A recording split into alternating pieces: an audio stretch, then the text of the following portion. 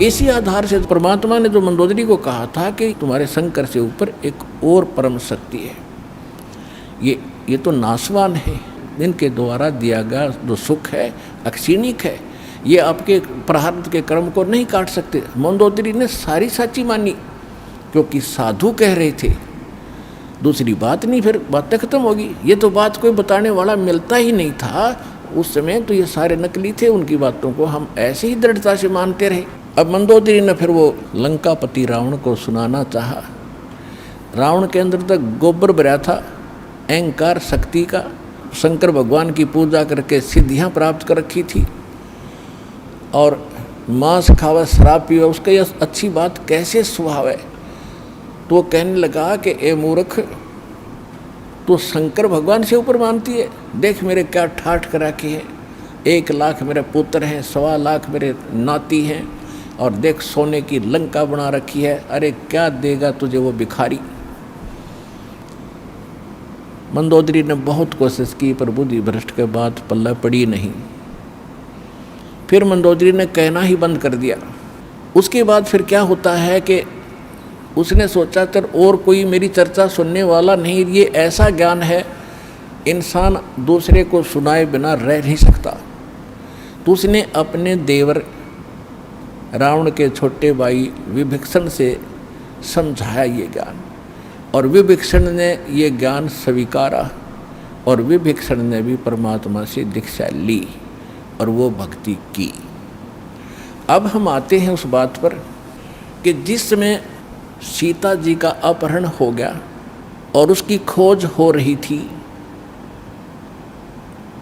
कोई पूर्व में ढूंढ रहा था, कोई पश्चिम में खोज रहा था, कोई उत्तर कोई दक्षिण में। जैसे किसी की गाय गुम हो जाए, कोई इधर घूम रहा है, कोई इधर ढूंढ रहा है, कोई ऐसे घो रहा, ऐसी दशा थी। अब यहाँ इस कथाओं से आपको बहुत सा निर्णय मिलेगा, और आपने ये कथा खूब सुन रखी थी पर इनका निष्कर्ष नहीं निकाला था। अब जैसे जड़ी बूटियाँ रखी हैं और उनकी गुण भी लिख रखे हैं, बड़ी अच्छी हैं, लेकिन उनसे औषधि बनाने वाला जब तक नहीं मिलेगा तो उन जड़ियों से क्या लाभ है, उनके ज्ञान से भी, उनकी कथाओं से भी। आपने ये भी सुना होगा कि जिस समय श्री रामचंद्र जी की सीता उठा ली गई थी और वो पेड़ पौधों से भी लिपट लिपट कर पूछ रहे थे, डकरा रहे थे, रो रहे थे, पशुओं से भी गले से मिलकर पूछ रहे थे, आपने मेरी सीता देखी। आकाश से कहते हैं भगवान शंकर और पार्वती ऊपर से देख रहे थे कि नीचे कौन रो रहा है। तो भगवान शंकर ने उनको प्रणाम किया ऊपर से ही, क्योंकि ब्रह्मा विष्णु शिव ये 3 भाई हैं। ब्रह्मा जी बड़े हैं, विष्णु जी बीच वाले हैं, शंकर जी सबसे छोटे हैं। और पार्वती जी तो शंकर भगवान को सुप्रीम पावर मानती थी, एक तो पति परमेश्वर, फिर महादेव नाम से जाने जाते थे। तो पार्वती जी ने कहा कि आप महादेव होकर के किसको नमन कर रहे हैं, कि सामने त्रिलोकीनाथ भगवान विष्णु है, नीचे उनकी पत्नी सीता को कोई उठा ले गया है, वो लीला करने आए हुए। अपने बड़े भाई यानी भगवान को, विष्णु भगवान को मैं प्रणाम कर रहा हूँ। अब पार्वती जी ने सोचा कि भाई भगवान रोए, ये दोनों बात नहीं हो सकती। ये रामचंद्र दशरथ पुत्र है, ये रो रहा है, भटक रहा है, इसको आप परमात्मा कह रहे हो। भगवान शंकर बोले, पार्वती आप नहीं जानते, ये सचमुच ऐसा ही है, इनको अब नहीं कोई पहचान पा रहा है। तो पार्वती ने कहा कि मैं परीक्षा लूँगी और सीता रूप बना कर जाऊँगी, यदि ये मुझे पहचान लेगा तो मैं मान लूँगी वो भगवान है, और नहीं तो मैं कतई नहीं मानूँ। तो भगवान शंकर ने कहा कि यह गलती मत करना, यदि तूने सीता रूप बना लिया तो तू मेरे काम ते गई, तू मेरे बड़े भाई की पत्नी का रूप बनाओगी तो मेरे लिए पत्नी रूप में स्वीकार्य नहीं रहेगी, तो माँ के तुल्य हो जाएगी। उस समय तो पार्वती ने कहा कि ठीक है, नहीं मैं नहीं जाऊंगी जी, अब शिव जी गए सैर सपट्टे को, और आदत है ये, इस मन का स्वभाव है कि क्या पता चलता, अभी 2 मिनट में परीक्षा लेकर आती हूँ। सीता रूप बनाया, रामचंद्र जी के सामने खड़ी होगी, जिधर से रास्ते में खोजता हुआ जा रहा था। रामचंद्र जी ने कहा कि हे दक्ष पुत्री माया, हे राजा दक्ष की बेटी, आप भगवान शंकर को कहाँ छोड़ आई, अकेली कैसे वन में? तो शर्मिंदा हुई और कहा कि सचमुच शंकर भगवान जी आपको ठीक ही प्रणाम कर रहे थे, नमन कर रहे थे, आप तो सचमुच भगवान हैं।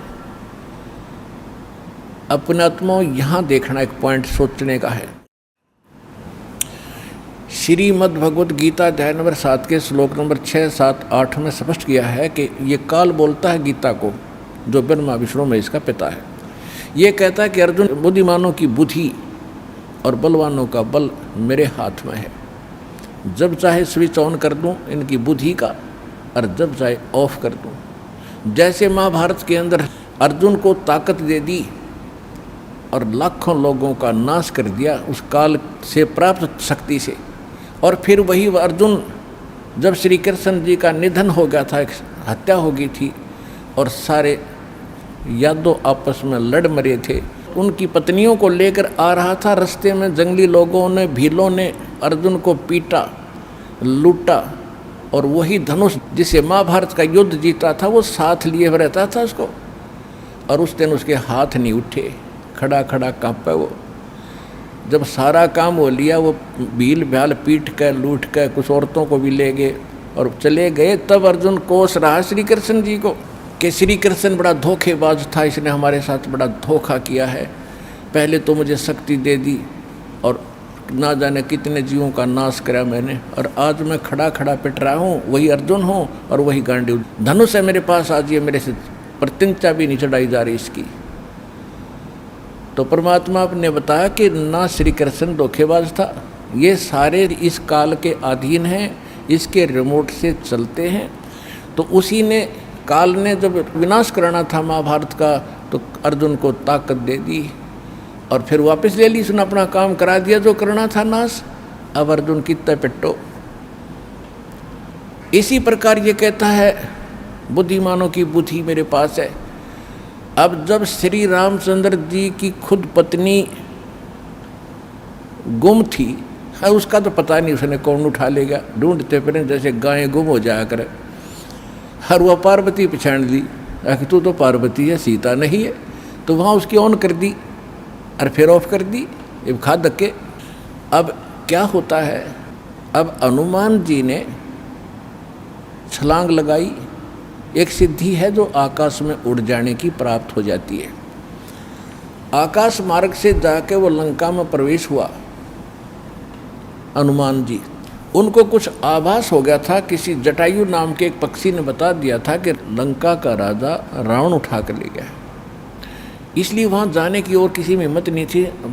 सूरवीर बलवान थे, हनुमान जी ने कहा कि मैं जाऊँगा तो कुछ ऐसी निशानी दो मुझे ताकि मुझे पहचान सके कि मैं ऐरा गहरा व्यक्ति नहीं हूँ, मुझ पर विश्वास करे माता।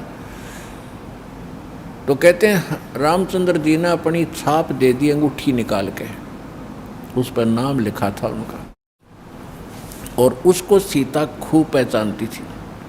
उधर से सीता को घना दुखी कर ही रखा था, सता रखा था रावण ने, एक नौलखे बाग में छोड़ रखा था और उससे रोजाना यातना दिलाता था और अपनी पत्नी बनने की स्वीकृति वो उससे करवाना चाहता था, वो उसने स्वीकार नहीं की।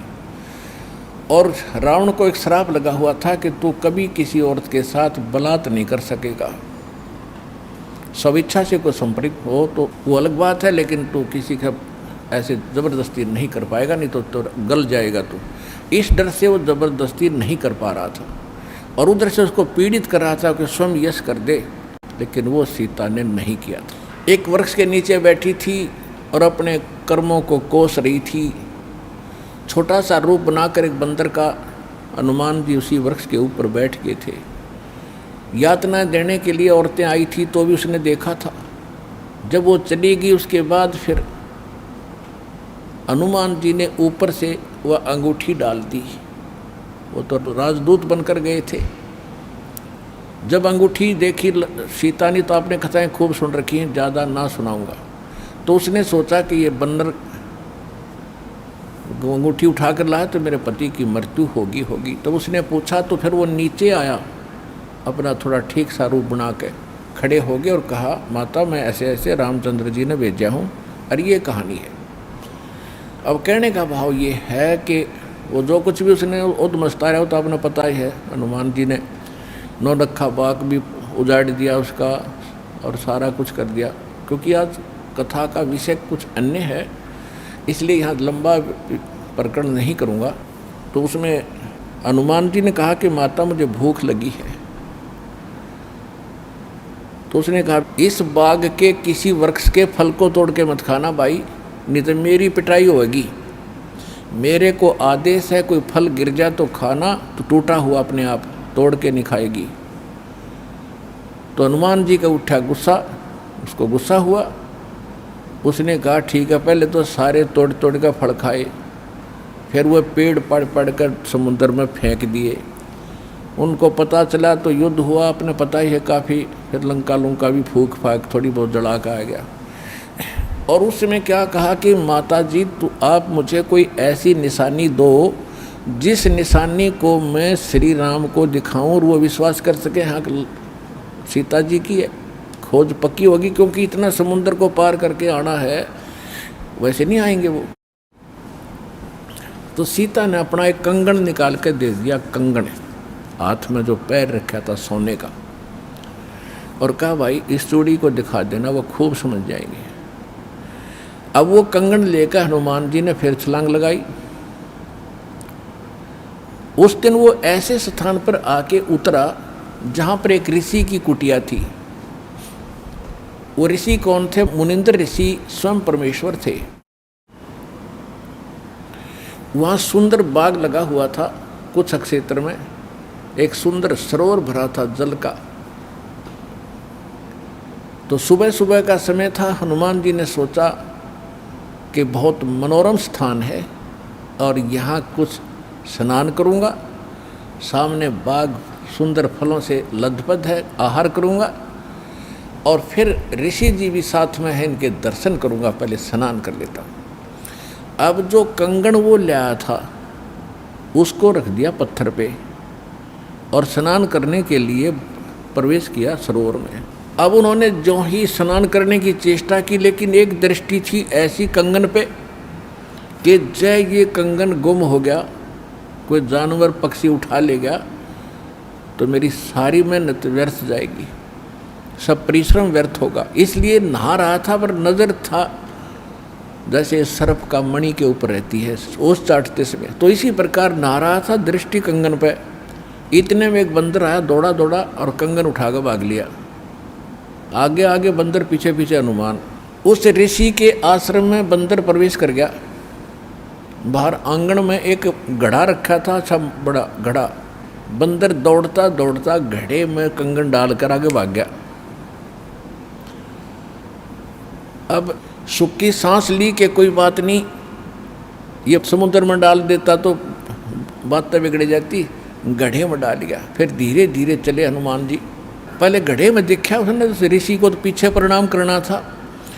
तो घड़े में क्या देखा कि घड़े के अंदर ऐसे ऐसे कंगन हजारों की संख्या में पड़े, सेम टू सेम। अब उसने सोचा भाई मैंने तो इतनी पहचान नहीं, कोई कंगन कौन सा है।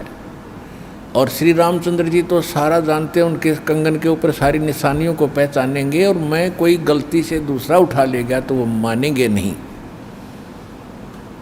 इसलिए वो ऋषि जी के चरणों में प्रणाम किया। परमात्मा ने मुनिंद्र रूप में बैठे थे, पूछा कि पहलवान कैसे आए। हनुमान जी ने कहा कि ऋषि जी आप कौन सी दुनिया में रहते हो। मुनिंद्र जी ने कहा क्या बात है, मैं तो इसी पृथ्वी धरातल पर ही तो रहता हूँ, क्या आपको नहीं पता आज श्री राम के ऊपर कैसी आपत्ति आई है। ऐसे ऐसे उसकी पत्नी गुम हो गई थी, वो माता की खोज करके मैं आया हूँ।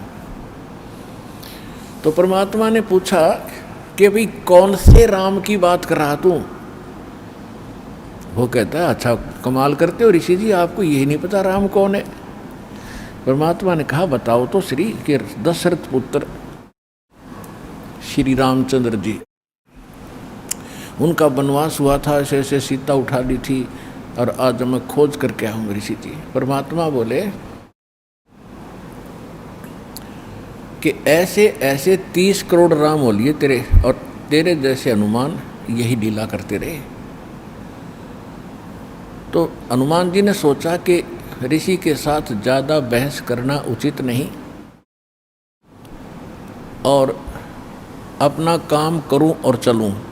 कहने लगे ऋषि जी और बात छोड़ो आप, कि मेरे सामने एक समस्या आ गई है कि ऐसे ऐसे मैं कंगन लाया था माता के हाथ का, और वो कंगन मैं स्नान कर रहा था, बंदर ने उठा के आपके घड़े में डाल दिया। तो परमात्मा बोले ले जा कंगन भाई, जा फिर अपना कर काम, जाओ हनुमान जी ले जाओ कंगन, निकाल ले जाओ, करो जो तूने करना। कहने लगे जी समस्या ये है कि इसमें और भी बहुत से कंगन पड़े हैं और इन कंगनों में पहचान नहीं कर पा रहा हूँ मैं, मेरा वो भगवान सीता जी वाला कौन सा है। परमात्मा बोले अरे भले आदमी तुम लाने वाला और तुझे पता नहीं तो मैं क्या बताऊँ, फिर खोज ले कौन सा है तेरा। तो चिंतित हो गया कि भगवान दया करो। परमात्मा बोले कि जौन सा चाहे वो उठा ले जा और सेम टू सेम पाओगे, इसमें कोई दिक्कत नहीं। कैसे कैसे फिर ये कंगन आए कहाँ से आपके पास, कि अब सुन मैं कथा सुनाऊंगा तेरे को। जैसे ये रामचंद्र जो आत्मा है ये विष्णु जी की आत्मा है, ऐसे ऐसे न जाने कितनी बार धक्के खा लिए इसने, कितनी बार जन्म लिया, कितनी बार मर लिया। तो प्रत्येक त्रेता युग में ये ऐसा ही होता है। और मैं यहीं बैठा हूँ जब का, मेरी तो बहुत युगों की आयु है, मैं यहाँ बैठा हूँ। पहले इन बातों पर किसी को अविश्वास नहीं होता था। तो हनुमान जी से बताया कि तेरे जैसी आत्मा हनुमान ना जाने कितने बन करा लिए और कितने ये ऐसे कंगन ले लेकर आए हैं, इसी प्रकार वो बंदर उठा कर इसमें डालता रहा है। तो हनुमान जी ने पूछा कि हे ऋषिवर, मान लिया आपकी बात, जो कंगन लेकर हनुमान आता होगा तो वो कंगन तो लेकर भी जाता होगा, कहाँ लेकर जाता है, इस घड़े में मेरी आशीर्वाद से ऐसी पावर है कि डुप्लीकेट कॉपी तुरंत बना देता, एज इट इज, 1 के 2 कर देता है। और नहीं विश्वास है तो ले ये कटोरा उठा के कोई दिया, ले इसमें डाल के देख ले। हनुमान जी ने कटोरी उठा कर उसमें डाली, तुरंत 2 होगी, 1 जैसी। अब वो दोनों को देख रहा कि सचमुच ठीक है। तब हनुमान जी को कुछ विश्वास हुआ कि संत नहीं, ये कोई और ही महापुरुष हैं, बड़े सिद्धि युक्त हैं और सारी कथा को सही जानने वाले हैं। लेकिन कहा महाराज मैं आपकी बात से सहमत हूँ, होगा कोई और भगवान, पर अब मुझे समय नहीं आपकी सारी बात सुनने का, क्योंकि मैं परमार्थ के काम में लगा हूँ। परमात्मा बोले भाई ठीक है, ले जाए, कोई कंगन निकाल ले जाए बेटा, सारे एक जैसे मिलेंगे। वो उठा कर ले गए कंगन को। लेकिन हनुमान जी को फिर भी विश्वास नहीं हो रहा था। जब श्री रामचंद्र जी को दिखा दिया और रामचंद्र जी ने ओके कर दिया, जब हनुमान जी को संतोष हुआ कि 3100 की 100 सच बात है, वो उधर से वो ऋषि की घटना भी नहीं भूल पा रहा था, उधर से फिर युद्ध भी शुरू होना था। कहने का भाव ये है, बात फाइनल होगी कि सीता वहाँ है, सारे लक्षण बता दिए, और वो कंगन को देखकर रामचंद्र जी को विश्वास हुआ। अब समस्या आई कि उसके ऊपर पुल बनाएंगे समुद्र पर। वो कथा आपको सुना दी कि 3 दिन तक स्वयं रामचंद्र जी घुटनों पानी में खड़ा होकर के याचना करता रहा। तीसरे दिन जब उसने कहा लक्ष्मण से कि बड़ा अग्नि बांध दे, ये लातों के भूत बातों से नहीं मानते, इसको फूंकता हूँ। 3 दिन हाथ जोड़ता रहा कि हे सागर राज मुझे रास्ता दे दो, ये मान नहीं रहा। तब विपर रूप धारण करके समुद्र आया। उसने कहा कि भगवान ऐसा ना करो, इसमें ना जाने कितने जीव जंतु हैं, सब नष्ट हो जाएंगे, आपको पाप लगेगा। और ये जल सारा समाप्त हो गया तो ये गड्ढा बन जाएगा, हजारों किलोमीटर गहरा, आप फिर भी नहीं जा सकते। कि हे रामचंद्र जी, ऐसा काम करो, सर्प भी मर जाए लाठी ना टूटे। तो वो कारण जानना चाहा तो समुद्र ने बताया कि आपकी सेना में ये नल नील नाम के 2 ऐसे भक्त हैं जिनको इनके गुरुदेव का आशीर्वाद है कि इनके हाथों से पत्थर भी तैर जाते मेरे ऊपर, और कोई चीज़ यहाँ पर फ्लोट नहीं कर सकेगी। अपने आत्माओं यहाँ मान बढ़ाई खत्म करती है, और जितने भी वहाँ आसपास ऋषि महर्षि भगत लोग थे, वो विष्णु पुजारी होते ही थे उस टाइम। तो सब ने पता चला कि विष्णु के अवतार श्री राम आए हैं, श्री राम की पत्नी उठा ली गई है, पता चल गया है वो रावण के यहाँ है, उसके ऊपर चढ़ाई करेंगे, लड़ाई करेंगे। वो मान नहीं रहा। तो नल और नील ये भगत सारे पहुँच गए सेना में, क्योंकि भगत तो हेल्प करें, दुखी ऐसा है कि। तो वो भी सेना में खड़ा पाया आगे दोनों। तो उनको बुलाया गया। रामचंद्र जी ने कहा भी नल नील कौन है, वो आगे आए। अब पुण्यात्माओं यहाँ मार खाता है इंसान, और परमात्मा इस प्रकार की जो हम गलतियाँ करते हैं, अपना भक्ति नाश करते हैं, उसके लिए सतर्क करते हैं। यहाँ पर क्या किया, नल और नील के मन में अभिमान आ गया, अहंकार आ गया कि आज हनुमान भी फेल, रामचंद्र भी फेल, क्योंकि पत्थर नहीं तैरे, समुद्र पर पुल नहीं बन रहा। हमारे पास ऐसी शक्ति है कि पत्थर रखेंगे तैर जाएंगे, आज हमारी वाह वाह हो जाएगी। अंगद भी फेल, सुग्रीव भी फेल, जामवान भी फेल। ये फेल का चक्कर मारा जीव ने। तो उस दिन वो आए, ना मालिक याद किया। रामचंद्र जी ने पूछा कि तुम्हारे पास कोई ऐसी शक्ति है पत्थर तैर जाते? कहाँ जी है, कि ट्राई करके दिखाओ।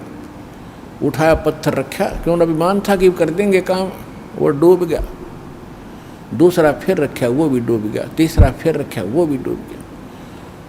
अब रामचंद्र जी समुद्र की तरफ देख रहे हैं, विपर रूप में खड़े थे, ब्राह्मण रूप में, और ये कहना चाह रहे हों कि तू झूठ बोलता था, इनके पास कोई पावर नहीं। तभी समुद्र ने कहा, विपर रूप में खड़े समुद्र ने, क्योंकि ये देवता होते हैं, ये जल जो है ये देवता नहीं है, जल का कंट्रोलर एक देवता है, उसको वरुण कहते हैं। वो आकर खड़ा हो गया। तो वो कह रहा था कि हे नल नील, आज आपने गलती की भाई, आज तुमने अपना गुरु तो याद किए ही नहीं, तुमने तो नाश कर दिया बात का। करो याद उस मालिक को। तब उनको भी याद आया, कहाँ बोली गलती बन गई आज तक। तो यहाँ परमात्मा बताते हैं, जैसे माता गर्भ को रख यत्न बनाए, ठेस लगे तो छन होवे तेरी, ऐसे भक्ति नसावे।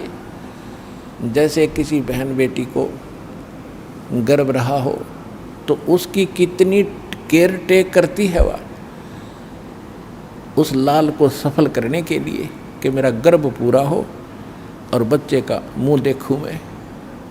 तो वो कैसे चिंतित रहती है, चलते समय भी कहीं ऊंचे नीचे पर पैर ना रखा जा, भगवान मेरा बालक गर्भ खराब ना हो जा। रात को सोती है, करवट लेती है, तब भी एकदम उठ के उधड़क जाती है, कहीं बच्चे पर दाब ना आ गई हो, मेरा गर्भ ना खराब हो जाए। तो कहते हैं जैसे माता गर्भ को और रखे यतन बनाए और ठेस लगे तो छन हो जाता है, तेरी ऐसे भक्ति नसावे। तो इस भक्ति रूपी गर्भ जो आज आपकी आत्मा में परमात्मा के सच्चे शब्द से पल रहा है, इसको इतना संयम से, इतना देखभाल से, यानी सावधानी से इसको परिपक्व करना पड़ेगा। जैसे माता गर्भ को रख है यतन बना और ठेस लगे तो छन हो, तेरी ऐसे भक्ति नसावे। तो छोटी मोटी हम गलती कर देते हैं लापरवाही में, क्योंकि हमने इस लाल की कीमत का नहीं पता, जो आज हमारी आत्मा में सत भक्ति रूपी जो मालिक का मंत्र से गर्भ रह रहा है, यानी आत्मा प्रफुल्लित हो रही है। जो भक्ति रूपी जो लाल हमारे अंदर बन रहा है, इसको ऐसे संभाल के रखना है, ना अभिमान करना है, कोई मर्यादा भंग नहीं करनी है, नहीं तो फिर नुकसान हो जाएगा, आपकी भक्ति नष्ट हो जाएगी। अब उन्होंने परमात्मा को याद किया, रहे नल नील यतन कर हार, तब सतगुरु से करी पुकार। रहे नल नील यतन कर हार, तब सतगुरु से करी पुकार। जा सतरे खोलखी अपार, सिंधु पे सिला तराने वाले। जा सतरे खोलखी अपार, सिंधु पे सिला तिराने वाले। धन धन सतगुरु सत कबीर, भगत की पीड़ मिटाने वाले। धन धन सतगुरु सत कबीर, भगत की वो पीड़ मिटाने वाले। नल नील ने जब याचना की हृदय से, हे भगवान गलती बन गई, आपके हाथ में इज्जत है हमारी, तो उसी समय परमात्मा वहाँ प्रकट हो गए। थोड़ी सी दूरी पर सब ने देखा कि वो कौन आ रहा सामने। नल नील ने भी देखा, ये तो मेरे गुरुजी आगे हमारी पुकार सुन ली इन्होंने। जब मुनिंदर जी निकट आए, सभी ने दंडवत प्रणाम किया। श्री राम ने, हनुमान ने, सब ने। हनुमान जी ने देख लिया, बाबा जी तो वही है भाई, ये तो बिल्कुल सही, ये तो शक्तिशाली ऋषि हैं। लेकिन उस समय और वार्ता करने का समय नहीं था। जो समस्या थी वह उनके सामने अड़ी हुई थी। तब श्री रामचंद्र जी ने मुनिंद्र ऋषि से अर्ज की थी, भगवान आज हमारे सामने ये समस्या आई है। अभिमानी रावण हमारी याचना नहीं मान रहा है। हमने उसे खूब दूत भेजकर, अंगद को, हनुमान जी को, सबको भेजकर उससे प्रार्थना कर ली है, इसको लौटा दे मेरी पत्नी को। वो माना नहीं। अब नहीं माना तो हमें युद्ध करना पड़ेगा और उसके लिए रास्ता चाहिए समुद्र पर। समुद्र रास्ता दे नहीं रहा। इसने विधि बताई कि आपके शिष्यों के पास यह शक्ति थी। मेरा दुर्भाग्य कि आज इनके हाथों में भी शक्ति नहीं रही। तो परमेश्वर ने कहा कि आज के बाद इनके हाथों में यह शक्ति रहेगी भी नहीं। इन्होंने बहुत बड़ी गलती की है, जो हम मैं रोज़ बताता हूँ कि अभिमान से भगवान कोसों दूर है। और इतने दिन के बाद इतना दुख था इनके ऊपर, इन्होंने फिर बकवास कर दी। अब इनके पास यह शक्ति नहीं रही। तो श्री रामचंद्र जी ने कहा कि हे ऋषिवर, मेरी समस्या का समाधान करो। जब आप अपने बच्चों को, अपने शिष्यों को आशीर्वाद दे सकते हो सिला तराने का, तो आप खुद भी कृपा बख्श सकते हो मेरे लिए लंका में जाने का रास्ता बना दो। तब परमेश्वर ने कहा ठीक है भाई, मेरा वचन है तेरे बाप तय। परमेश्वर ने कहा था कि तेरे बाप से मेरा वचन है कि तेरा पुल बनवाऊंगा। अब ये रामचंद्र जी का समझ में नहीं आई कि मेरे बाप से और क्या वचन है इनका, क्या वायदा है। परमात्मा ने अपनी प्यारी आत्मा धर्मदास जी को बताया था कि जब मैं प्रथम सतयुग में सतलोक से यहाँ आ रहा था तो बीच में इस काल की एक तपस्या है, वहाँ पर जीव दुखी किए जा रहे थे और मैं जोग जीत रूप में अपने पुत्र के रूप में वेशभूषा में था। तो इसने पहले मेरे साथ कुछ बकवास करी थी, ज्योत निरंजन ने इसकी पार नहीं बसाई थी, तो मेरे चरणों में गिर गया था।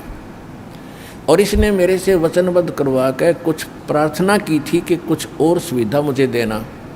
उनमें से एक तो ये थी कि मेरा पुत्र विष्णु श्री राम रूप में जाएगा, और ऐसे उसके प्रारब्ध में लिखा है कि उसकी पत्नी को रावण उठाएगा, समुद्र पर पुल नहीं बनेगा, आपके बगैर वहाँ कोई कृपा नहीं कर सकेगा, उसकी हेल्प नहीं कर सकेगा। तो परमात्मा ने स्वीकार किया था कि मैं ये काम भी करूँगा।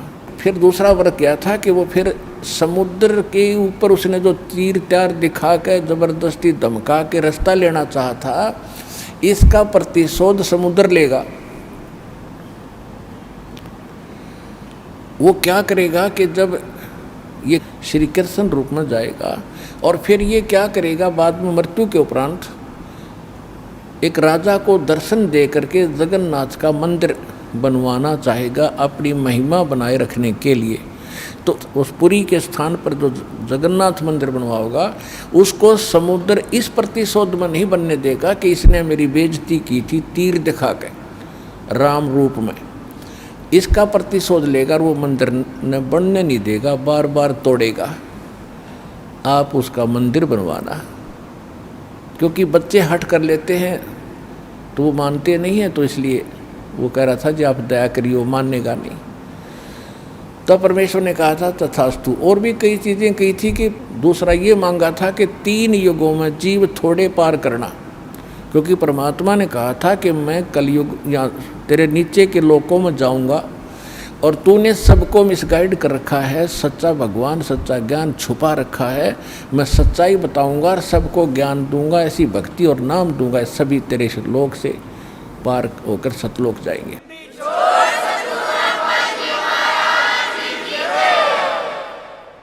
तो इस बात से वो बहुत दुखी हो गया कि तो मेरा नाश करेगा, मेरे बाग को उजाड़ेगा, क्योंकि काल ने हमारे को मिसगाइड करके, धोखा करके, मूर्ख बना के, विवश करके और इस कच्ची बेड़ियों से बांध रखा है। ये शरीर दे दिया, इसमें हाड़ चाम मांस सारा, थूक टट्टी पेशाब सारा भरा पड़ा है और हमने इतना प्यारा लगा है ये छूट नहीं जा। परमात्मा कहते इतना बढ़िया शरीर दूंगा, वहाँ जाकर ना नाड़ी होगी, ना नस होगी, ना कोई बीमारी, ना हारी, ना कोई बीपी हाई, ना लो होगा। तो वो हमने पता ही नहीं था कोई ऐसा भी स्थान है जहाँ ऐसा सुख है। तो परमात्मा ने कहा था तेने क्या हाल कर रखा उन बच्चों का सारा, कोई गधा बना दिया, कोई कुत्ता बना दिया, और जो मनुष्य वो कौन से सुखी हैं, उनको ऐसा ज्ञान दूंगा और ऐसा मंत्र दूंगा वो यहाँ भी सुखी होंगे, मेरे साथ सतलोक जाएंगे। तो इस बात से वो दुखी हो गया था काल कि तो नाश करेगा मेरे बाग न उजाड़ेगा। भगवान का पता लग गया, सच्चे स्थान का पता लग गया तो यहाँ कौन रहेगा। तो तब उसने चरणों में गिर के रा करके कबीर भगवान से याचना की थी कि 3 युगों में जीव थोड़े ले जाना और चौथे युग में आप कितने ले जाना।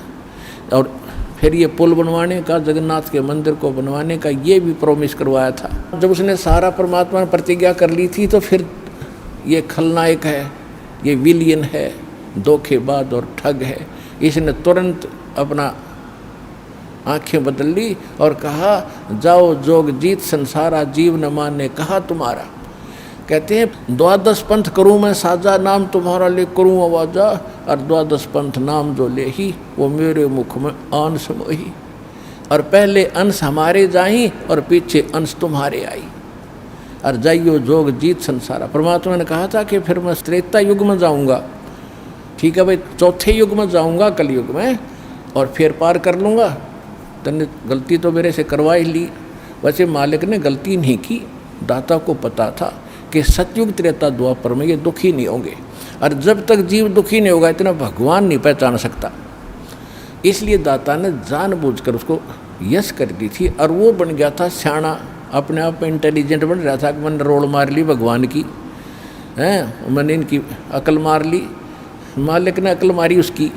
अब वो क्या कह रहा था कि देख लेना कलयुग जब आएगा, पहले मैं अपने दूत भेज कर ऐसा गलत प्रचार करवा दूंगा, ब्रह्मा विष्णु महेश तक सीमित कर दूंगा, कोई पत्थर कोई पानी कोई मंदिर कोई मस्जिद गुरुद्वारों में बांध दूंगा, और पहले अंश हमारे जाई पीछे अंश तुम्हारा आई, जाओ जोग जीत संसारा, जीवन मन फिर कहा तुम्हारा।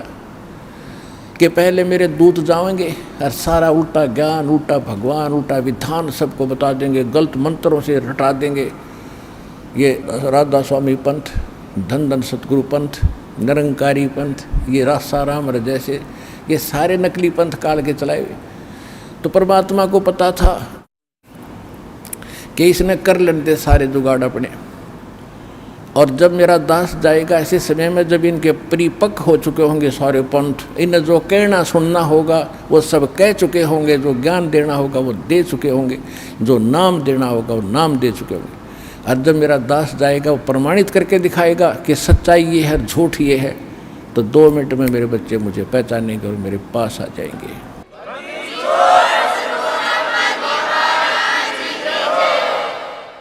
परमेश्वर ने कहा था कि चौथा युग जब कलयुग आई तब हम अपना अंश पठाई, और